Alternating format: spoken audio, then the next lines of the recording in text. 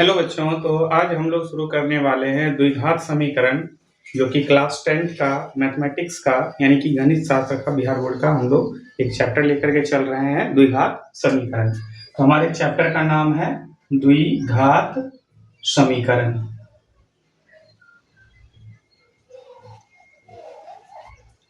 अब सवाल ये है कि द्विघात समीकरण है क्या, तो चलिए समझते हैं। देखिए, द्विघात में अगर हम इसको थोड़ा सा तोड़ते हैं तो द्वि का अर्थ होता है दो और घात यानी कि पावर।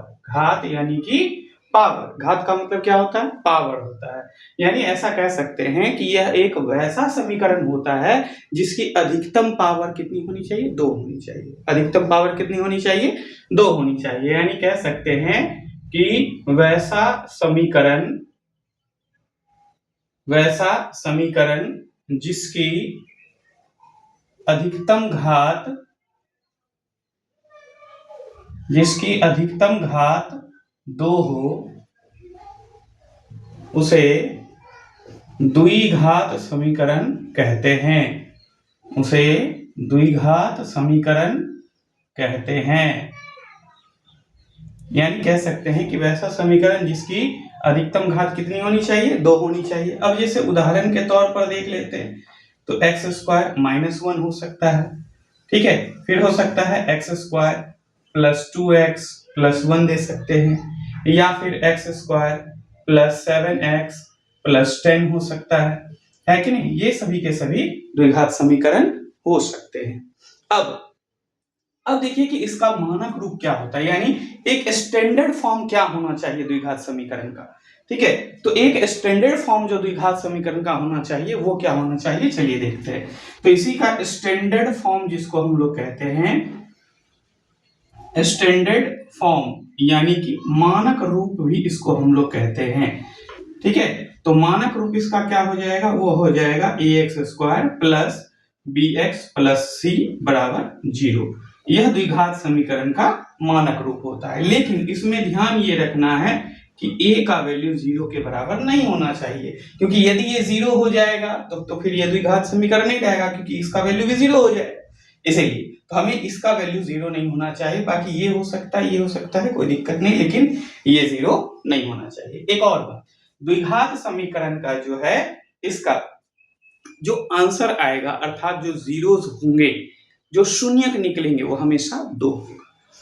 यानी बहुपद में भी इसके बारे में हम लोगों ने पढ़ा था कि द्विघात समीकरण यानी कि जो भी अगर आएगा, द्विघात होगा तो दो, त्रिघात होगा तो तीन, और रैखिक होगा तो एक, है ना। यानी इस तरीके से लेकर के हम उसके जितने उसके पावर होते हैं उतने उसके शून्यक होते हैं। ठीक है, जैसे कि मान लिया जाए हम यहाँ पर एक समीकरण लेते हैं कि x square plus 7x plus 10। तो इसको अगर हम सॉल्व करेंगे तो इसमें जो x का मान आएगा वो दो आएगा।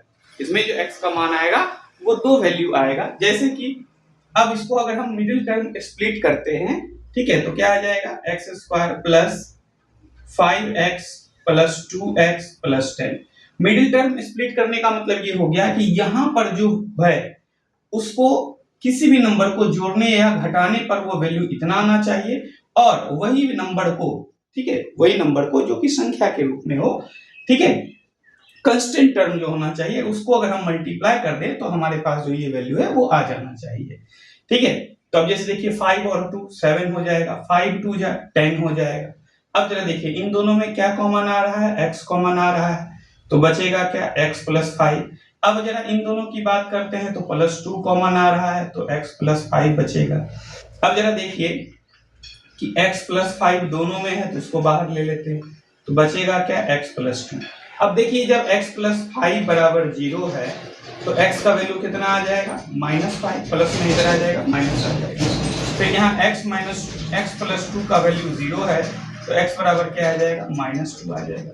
तो ये दो हमारे इसके आंसर्स हो सकते हैं। ठीक है, यदि हम ये सवाल लेते हैं तो उसके आंसर्स हमारे ये हो सकते हैं। ठीक है, अब हम लोग ये जानते हैं कि द्विघात समीकरण को हल करने के कितने तरीके हो सकते हैं।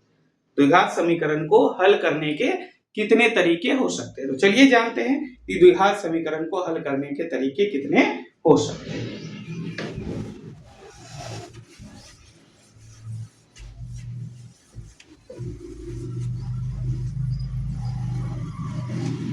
तो द्विघात समीकरण के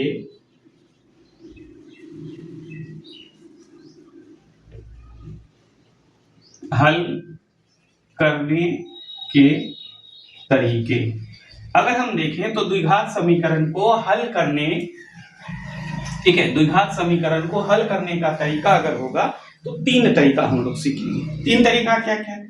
सबसे पहला तरीका है अभाज्य गुणनखंड समीकरण,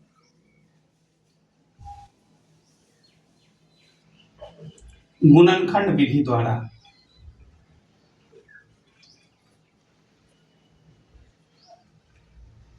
जिसको हम लोग मिडिल टर्म स्प्लिट भी कहते हैं ना, या फैक्टराइजेशन मेथड भी कहते हैं। अभी जो हमने थोड़ी देर पहले किया था, मिडिल टर्म स्प्लिट करके उस विधि के द्वारा भी हम लोग क्या कर सकते हैं, इसको हल कर सकते हैं। दूसरा मेथड अगर हम लोग देखते हैं तो दूसरा मेथड होता है वो विवेचक माध्यम से, विवेचक विधि द्वारा, ठीक है, विवेचक विधि द्वारा, ठीक है। इस विवेचक की विधि में क्या होता है, विवेचक जिसको कि हम लोग डी से सूचित करते हैं, तो डी बराबर एक सूत्र होता है बी स्क्वायर माइनस 4ac, ठीक है। फिर आगे जब इसका हम लोग मूल निकालते हैं तो वो आता है x बराबर plus minus b, sorry minus b plus minus under root d by 2a होता है, जिससे कि हम इसका मूल, इसका जो वैल्यू होगा वो हम निकाल सकते हैं।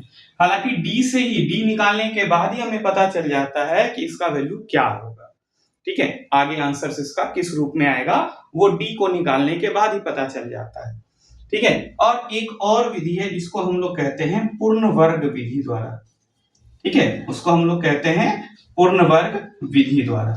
यानी ऐसा हम लोग कह सकते हैं कि तीन विधि हमारे पास हैं, जिस तीन विधि के माध्यम से हम लोग द्विघात समीकरण को हल कर सकते हैं, ठीक है। तो हम बारी बारी से एक सवाल लेकर के बारी बारी से जो है हम तीनों विधि के द्वारा हम लोग इसको क्या करेंगे, सॉल्व करेंगे।